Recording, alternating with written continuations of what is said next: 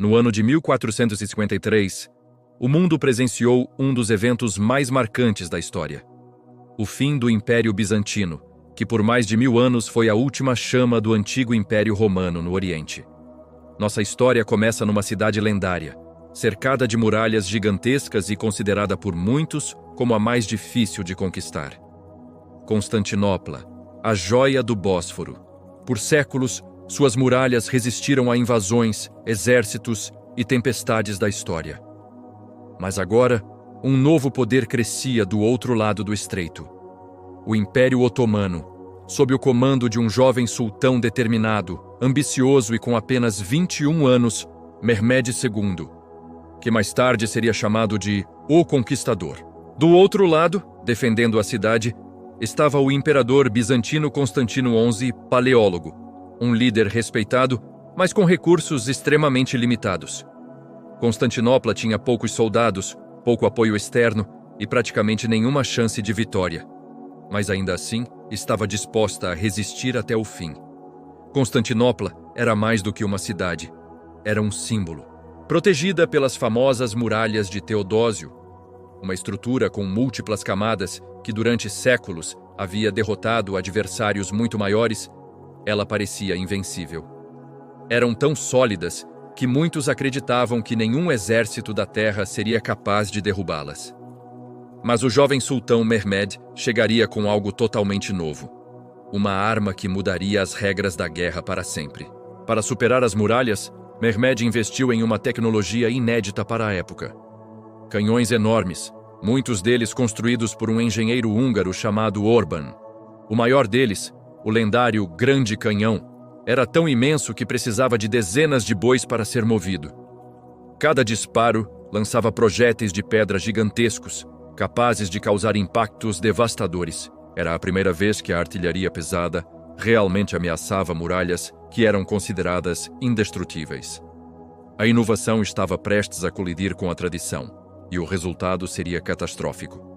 No dia 6 de abril de 1453, o cerco teve início.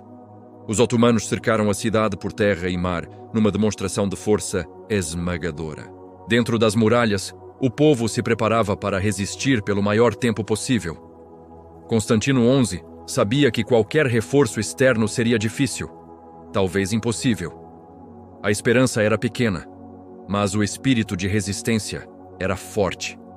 As horas viravam dias, e os dias viravam semanas.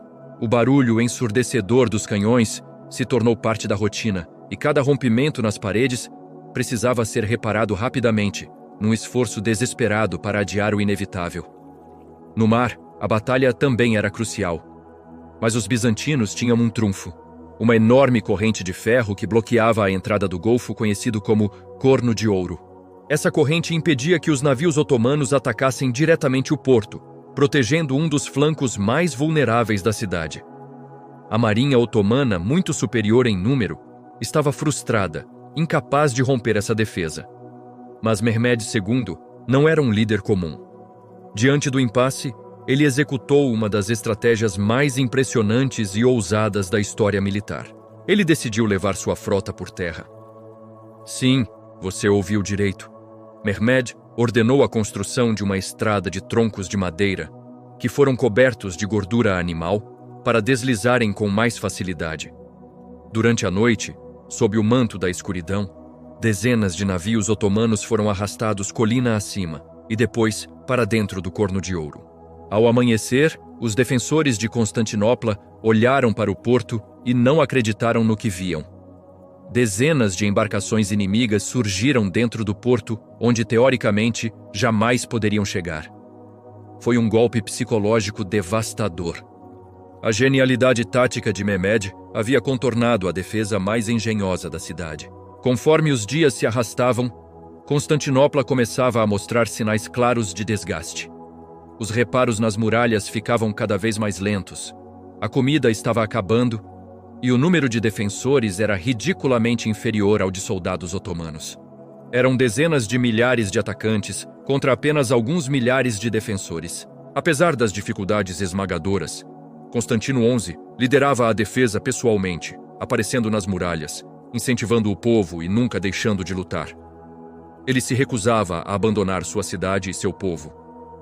Na madrugada de 29 de maio de 1453, Mehmed II ordenou a investida final. Era agora ou nunca. 3 ondas de ataque foram lançadas contra as muralhas já enfraquecidas. Os defensores resistiram com a bravura do desespero, mas estavam completamente exaustos e em menor número. Com o romper da manhã, partes da muralha finalmente cederam e não podiam mais ser defendidas. A lenda diz que um pequeno portão, deixado aberto por engano, permitiu a entrada dos primeiros soldados otomanos. Quando os invasores finalmente ultrapassaram as últimas defesas, o destino da cidade estava selado. Constantino XI, o último imperador romano do Oriente, foi visto pela última vez lutando lado a lado com seus soldados. Seu corpo nunca foi identificado com certeza, e ele desapareceu em meio ao combate, tornando-se um símbolo eterno de resistência e coragem. O último guardião de uma civilização milenar. Mehmed II entrou na cidade ainda jovem, mas já marcado para a história. Ao olhar para a grandiosidade de Constantinopla, ele declarou que ela seria a nova capital do seu império, e a renomeou como Istambul. O cerco de 1453 não foi apenas a queda de uma cidade. Foi o fim de uma era. O mundo medieval dava lugar ao início da Idade Moderna. O Império Otomano ascendia como uma das maiores potências do planeta. E Constantinopla, antes romana e bizantina, agora se tornava o coração do Oriente Otomano por séculos. Até hoje, estudiosos, historiadores e curiosos analisam esse cerco para entender como um império de 1000 anos chegou ao fim e como um jovem de apenas 21 anos com ambição, inteligência e inovação conseguiu mudar o curso da história para sempre. Obrigado por assistir! Se você gostou de mergulhar nessa história incrível, não se esqueça de deixar o seu like, se inscrever no canal e ativar o sininho para não perder os próximos vídeos.